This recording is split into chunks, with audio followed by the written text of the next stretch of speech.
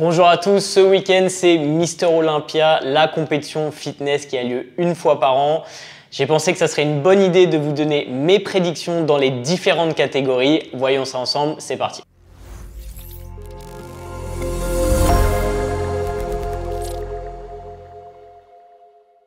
Commençons par l'Open Class pour les hommes. Là, je pense qu'il n'y aura pas de surprise. Je pense que Big Ramy va renouveler sa performance de l'année dernière. Il a continué à travailler avec ses mêmes coachs, Chad Nichols au niveau de la nutrition, plus la chimie, etc. Qu'il a amené dans une très bonne condition physique l'année dernière. Pour son training, il s'est entraîné avec Dennis James, qui était aussi son coach pour l'ensemble il y a quelques années, donc ils se connaissent bien. Le fait d'avoir plus d'expérience avec un athlète, ça vous permet de le pousser encore plus loin. Donc je pense qu'il va revenir cette année avec une condition physique encore meilleure que l'année dernière. Et du coup, je vois pas qui d'autre dans le panel des athlètes pourrait placer mieux que Big Ramy. Donc Big Ramy numéro 1. Pour le numéro 2, je mettrai Nick Walker qui vient juste de gagner l'Arnold Classic.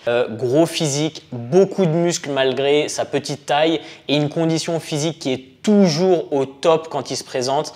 Et à cause de ça, je vois pas qui d'autre pourrait placer mieux que Nick Walker. Je sais qu'il y a d'autres noms qui n'étaient pas présents à l'Arnold Classic, mais je pense que ça sera Nick Walker en deuxième position. Troisième position, je pense qu'il y aura William Bonac, que vous connaissez sans doute tous, qui a eu des très bonnes performances au niveau d'Olympia sur ces dernières années. C'est quelqu'un qui a un gros physique, qui arrive souvent avec une très bonne condition physique. Je pense qu'il sera en troisième place. Quatrième place, je mettrai Brandon Curry, qui est Mister Olympia 2019. Donc Brandon Curry n'a pas renouvelé son titre de Mister Olympia l'année dernière, puisque c'est Big Ramy qui a pris la place. Ça sera intéressant de voir comment il arrive, avec quelles conditions physiques il arrive. Malheureusement, généralement, il ne présente pas une très bonne condition physique. Donc s'il arrive avec une très bonne condition physique, il pourrait même placer plus haut que quatrième, mais étant donné que ça n'a pas été le cas ces dernières années, je ne pense pas malheureusement qu'il puisse faire mieux que quatrième. Au niveau de la cinquième place, je mettrai Adji Choopan, l'Iranien, qui a fait des grosses performances ces dernières années. Vraiment content de le voir à nouveau se présenter. Voilà, je pense que ça sera le top 5 de cette année. Alors oui, évidemment, que des gros noms. Derrière, je mettrai sans doute Ian Valliere. Il y a aussi James Hollinghead qui a un gros physique et qui est vraiment avec une condition physique exceptionnelle tout le temps.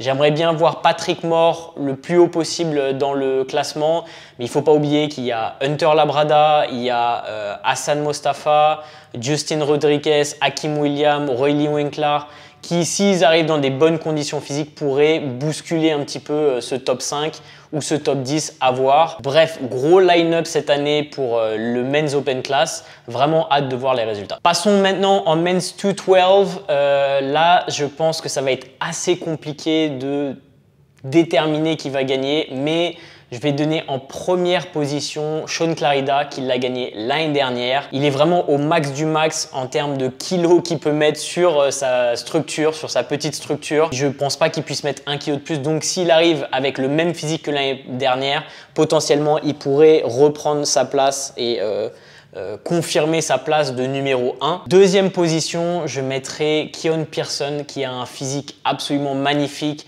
avec des lignes très esthétiques, beaucoup plus classiques étant donné qu'il vient justement de la catégorie classique physique, mais que pour sa taille, il était obligé de passer en 212 pour continuer à progresser. D'ailleurs, il avait dit qu'il était naturel encore quand il était en classique physique et que du coup, il est passé du côté obscur et qu'il a commencé à utiliser des produits pour arriver avec un plus gros physique et se présenter en Men's 212. J'espère vraiment qu'il va présenter un beau package et je pense que ça va jouer encore une fois entre Shaun et Keon, mais je pense que Keon prendra la première place. En troisième position, je pense que ça sera Derek Lunsford, qui est aussi un très bel athlète avec, à mon avis, le plus gros potentiel des trois pour gagner la catégorie. Le problème, c'est qu'il n'arrive jamais avec une très bonne condition physique. S'il arrive avec une bonne condition physique, je pense qu'il pourrait gagner la catégorie devant Keon et devant Shaun. Le problème, encore une fois, c'est que s'il n'arrive pas avec cette bonne condition physique, à côté d'un Shaun Clarida, ça fait tâche. Et du coup, il ne pourra pas prendre cette première place. Vraiment hâte de voir ce que ces athlètes vont nous présenter. Petite note, vraiment très triste d'apprendre le décès de George Peterson à l'âge de 37 ans. On ne sait malheureusement pas trop ce qui s'est passé encore, mais c'était vraiment choquant pour moi d'apprendre qu'un athlète aussi jeune soit mort sur sa peak week. J'espère qu'on en saura un petit peu plus sur ce qui s'est passé. J'espère que c'est pas à cause d'un protocole de peak week et de déshydratation.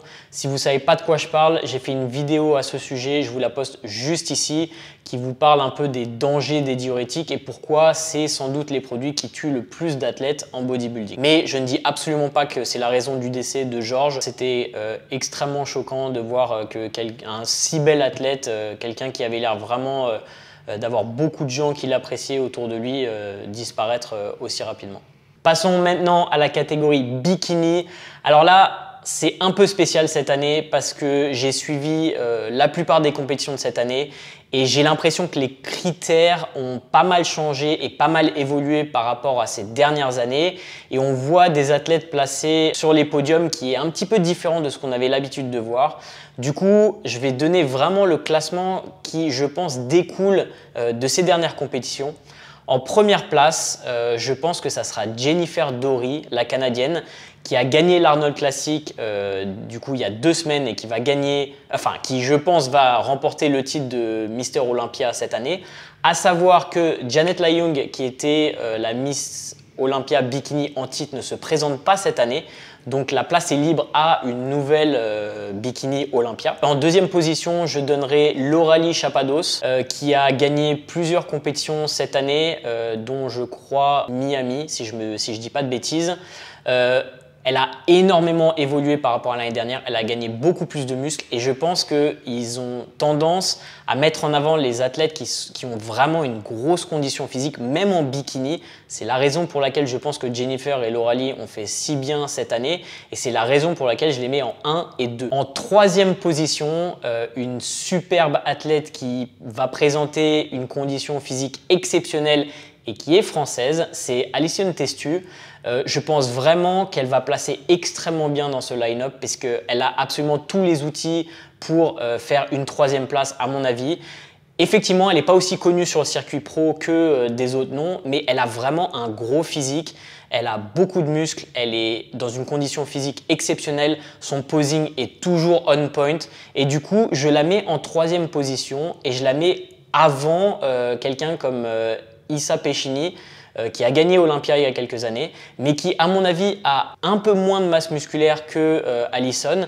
Et en termes de conditions physiques, je pense que ça sera à peu près équivalent. Alors, est-ce qu'ils mettront Elissa au-dessus de quelqu'un comme Alison parce qu'elle n'a pas le palmarès des autres championnes? C'est vraiment quelque chose que j'ai envie de voir parce que physique à physique, je ne comprends pas comment Alison ne pourrait pas être dans ce top 5. Et je suis extrêmement heureux d'avoir Alison en tant que consultante au sein de la formation bayésienne.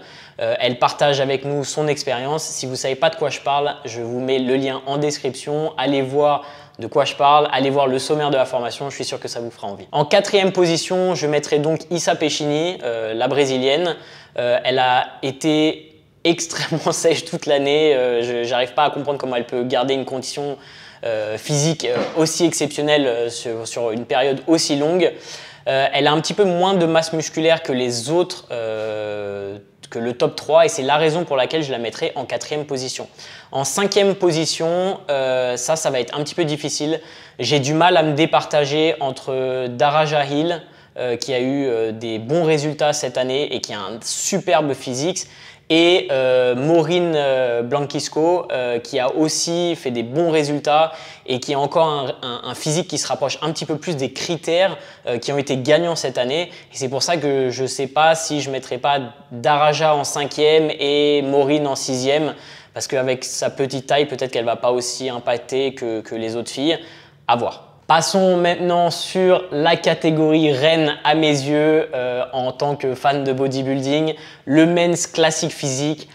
En première position, je pense qu'il n'y a pas à discuter, ça va être un tripit pour Chris Bumstead qui, si vous suivez un petit peu ses vidéos sur YouTube, a une condition physique à se taper la tête contre les murs, exceptionnel. Il a pris 6 pounds de muscle entre son stage weight de l'année dernière et d'après ce qu'il dit son stage weight de cette année.